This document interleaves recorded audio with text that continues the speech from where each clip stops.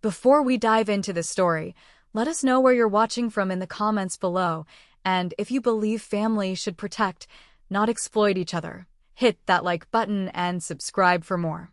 My grandchildren, bless their young hearts, looked at me with those wide, innocent eyes, but the words they spoke weren't their own.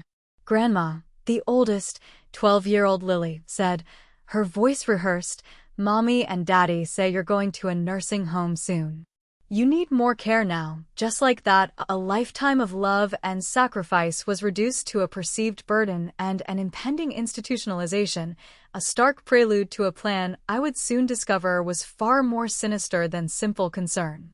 This wasn't a conversation about my well-being, it was an announcement about my displacement.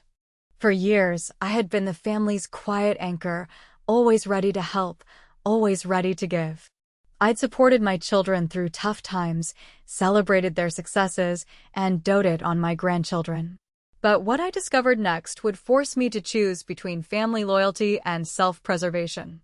I was a woman in my early 70s, recently widowed after 45 years of marriage. Arthur's passing had left a void, but I wasn't frail or incapacitated.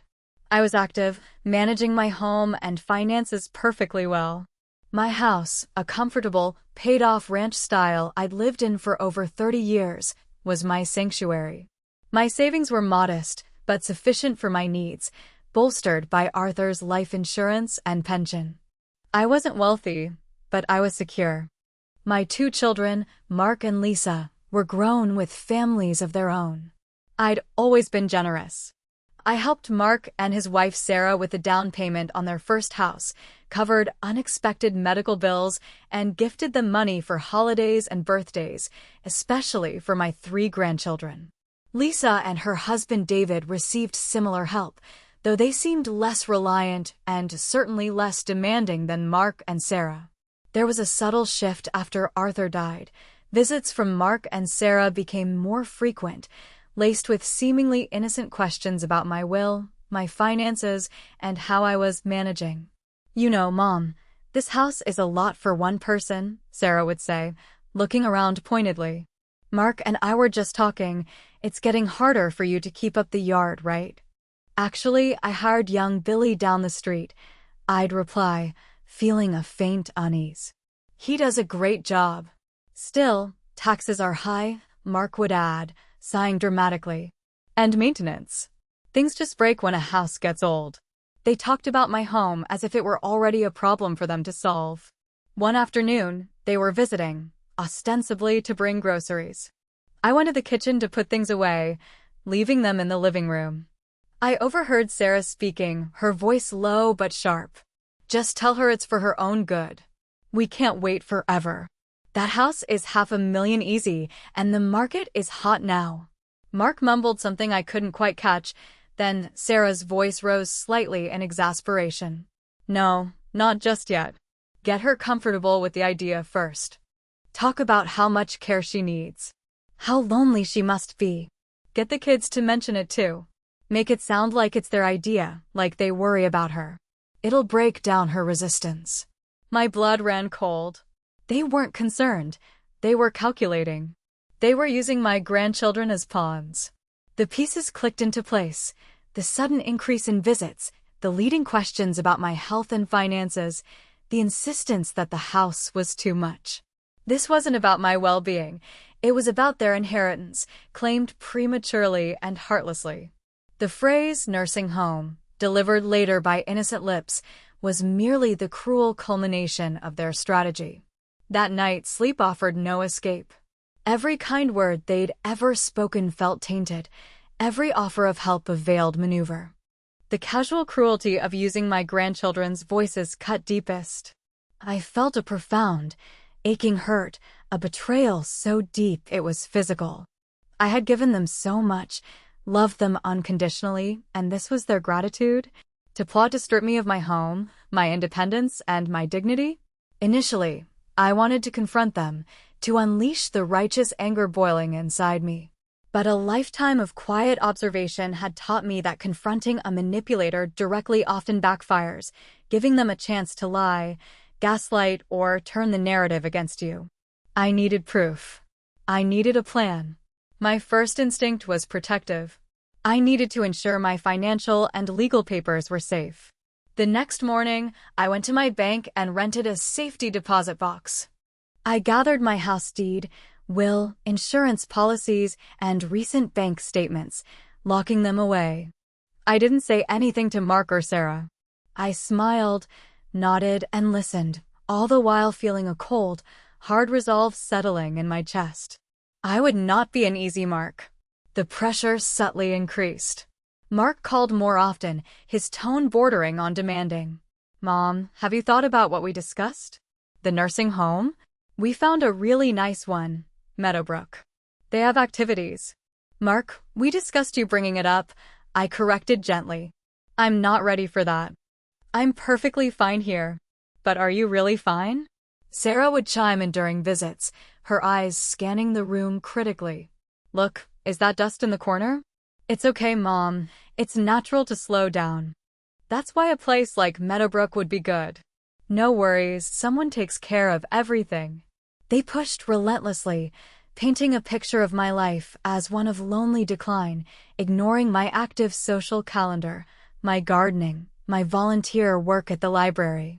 They wanted me to believe I was incapable so I would surrender. I started documenting everything. I bought a small notebook and kept it in my purse, jotting down the dates and times of their calls and visits, the specific manipulative phrases they used. "For your own good, we're just worried. It's getting too much for you." And any attempts to discuss finances or legal documents. I learned about state laws regarding recording conversations and discreetly started recording calls and using my phone's voice recorder during visits, keeping it in my pocket. Some of their recorded comments were chilling in their bluntness when they thought I wasn't listening or was out of the room.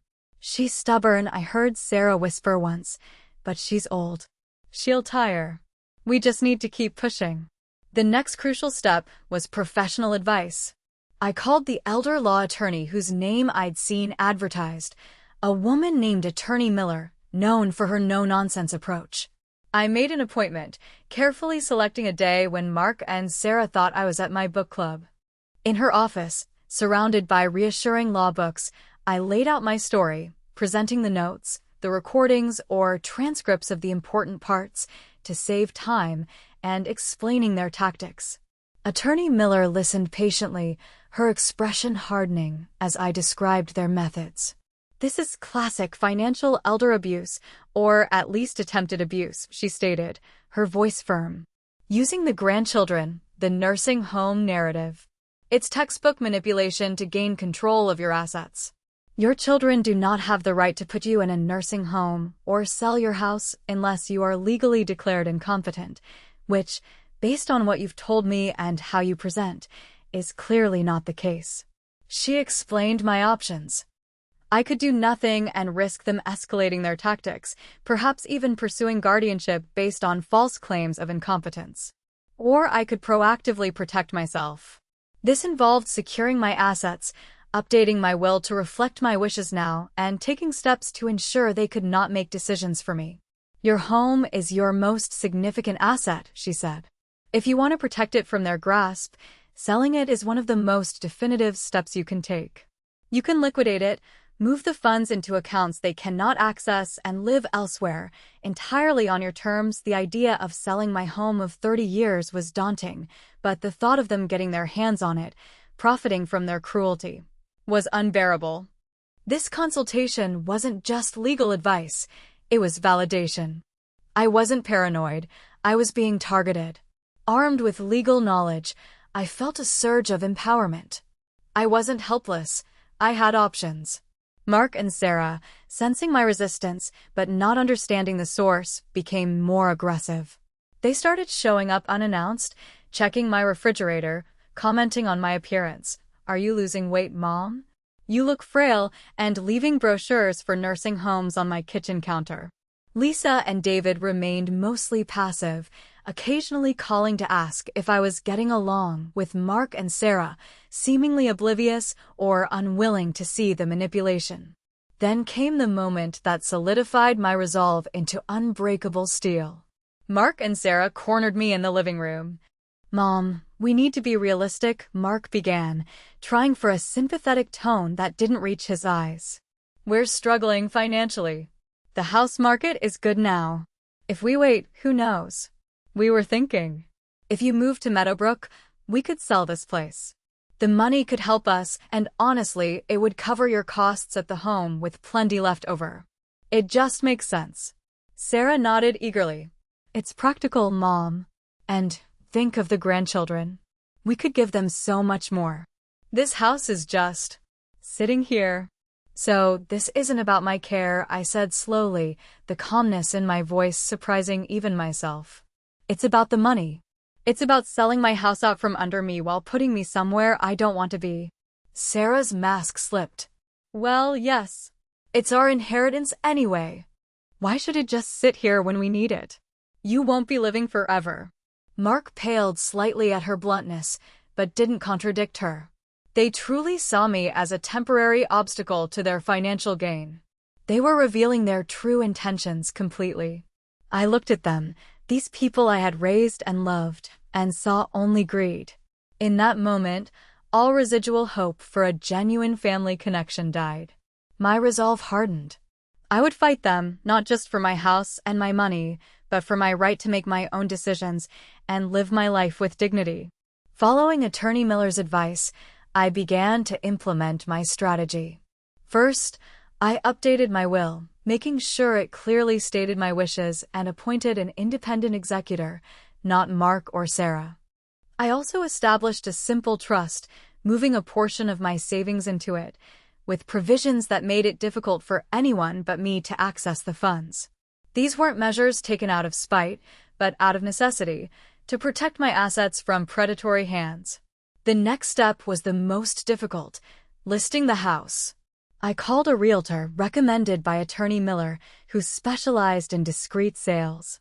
She understood my situation and agreed to handle the sale with minimal fuss and no unnecessary publicity. The for sale sign went up quietly, placed inconspicuously rather than on the front lawn. Viewings were scheduled strategically when Mark and Sarah were unlikely to drop by. It felt strange, preparing to leave the home where I'd built so many memories, but the alternative, losing it to their greed, was far worse. As I packed boxes, sorting through decades of belongings, I felt a sense of liberation growing alongside the sadness. Each item packed was a step towards a future I was creating for myself, a future where my worth wasn't measured by my assets. While I was quietly preparing my exit, Mark and Sarah continued their campaign, oblivious. They were so convinced of their eventual success that they became careless. One evening, they visited and left a folder on my coffee table. Inside, I found printouts from real estate websites with estimates for my house's value, notes comparing nursing home costs, and even details for a storage unit. But the smoking gun, the undeniable proof of their cold calculation, was an email chain between them. Sarah had written, "Get Mom to sign the POA next week. If she refuses, maybe we talk to Dr. Adams about her memory issues again? Once we have POA, we can force the sale and move her wherever we want. Don't mention the money to her anymore. Just focus on her safety and needs. Lisa is useless, won't help, but at least she won't interfere. The grandkids are working. Lily brought up the home again yesterday. Perfect. Keep up the pressure. This wasn't just greed. It was outright conspiracy, planning to use false medical claims and legal manipulation." My blood ran cold, but my hands were steady as I scanned the emails, printed them, and added them to the growing file for Attorney Miller. Now I had the concrete evidence I needed. This wasn't just overheard whispers. This was their plan, in black and white. Attorney Miller was unequivocal. This is incredibly valuable. It shows intent, pre-planning, and potential fraud. We can use this to shut down any attempt they make at guardianship or forcing a sale. You are entirely within your rights to sell your property and manage your finances as you see fit. My legal weapon was forged, the truth, documented and undeniable. The house was on the market, the emails damning, and my attorney ready. I began executing the final steps of my plan, which involved a quiet move to a smaller town a few hours away, where I had found a lovely, secure condo community. I wouldn't tell Mark or Sarah until everything was finalized. The house sold quickly. The offer was fair, and the buyers were eager to close. With the help of movers and a few trusted friends, not connected to my family, I packed and relocated. It was emotionally taxing, leaving behind so many memories, but each box moved felt like shedding a burden. The proceeds from the sale were transferred directly to a new bank account in my new town, entirely separate from my old accounts and accessible only by me. Attorney Miller handled the legal aspects, ensuring all paperwork was flawless and irreversible. My financial future was secure and, more importantly, entirely under my control. The moment of climax wasn't a shouting match or a dramatic confrontation at the old house. It was quiet, strategic, and delivered with the precision of a legal document. At Attorney Miller's suggestion, we waited until the sale was final and the funds were secured in my new account. Then, she sent a formal letter to Mark and Sarah. The letter, concise and professional, informed them that I had sold my home, moved to a new, undisclosed location, and had secured my finances. It stated that any attempts to contact me for financial assistance or to discuss my living situation would be considered harassment. It also included a copy of their email chain planning the manipulation, stating that this evidence would be presented to the authorities or used in court if they continued their predatory behavior. The reaction was instantaneous and predictable: panic. My phone rang incessantly. Mark and Sarah left furious voicemails, alternating between threats and desperate pleas. "Mom, how could you?" Mark yelled. "Where are your children? You sold the house without telling us? Where are you? What about our inheritance?" Sarah shrieked about being cut off, about needing that money, about how selfish I was. They couldn't fathom that I had acted independently, much less outmaneuvered them. They had been so certain of their control that they had walked right into my quiet trap. I didn't answer their calls. My lawyer had advised minimal contact, and I was happy to comply. Word spread through the extended family, not because I made a public announcement, but because Mark and Sarah, in their desperation, started complaining loudly to anyone who would listen, portraying themselves as victims of a cruel, aging mother who had cut them off. But some family members, aware of Mark and Sarah's character and perhaps having witnessed their manipulative behavior firsthand, were skeptical.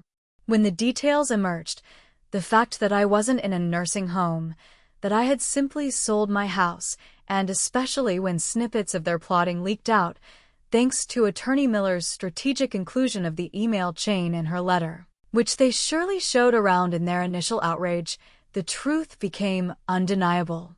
Mark and Sarah hadn't been caring for their mother. They had been trying to exploit her. Some family members were appalled and distanced themselves from Mark and Sarah. Others, perhaps wanting to avoid drama, simply stayed quiet. Mark and Sarah made a few final, desperate attempts. They tried to involve the grandchildren again, having them leave tearful messages. But I held firm. I had protected myself, and now I needed to protect my peace. I sit in my new living room, smaller than my old one, but filled with sunlight and a profound sense of peace. The house is sold, the money secure, and I am safe. The legal steps I took, guided by a wise attorney, ensured my financial independence and personal autonomy. Mark and Sarah faced the consequences of their greed not through punishment I meted out, but through the simple reality that their plan failed and they gained nothing from their cruel machinations. They were left to grapple with their own financial struggles, amplified by their failed scheme and damaged reputations within the family. My relationship with them is irrevocably changed, marked by betrayal and the firm boundaries I have now set. I have limited contact, primarily through my lawyer, and no longer allow them access to my life or my finances. The grandchildren, sadly caught in the middle, are a source of complex emotions, but I know protecting myself was necessary to break a cycle of potential abuse. Standing up for myself wasn't just about money or property. It was about reclaiming my dignity and proving, to myself more than anyone, that I was still capable, still in control, and worthy of respect, not exploitation. My quiet strength, honed by years of life and tested by this betrayal, had prevailed. Thanks for watching till the end. If you enjoyed this story, give this video a like if you haven't already, and subscribe for more stories about standing up for yourself.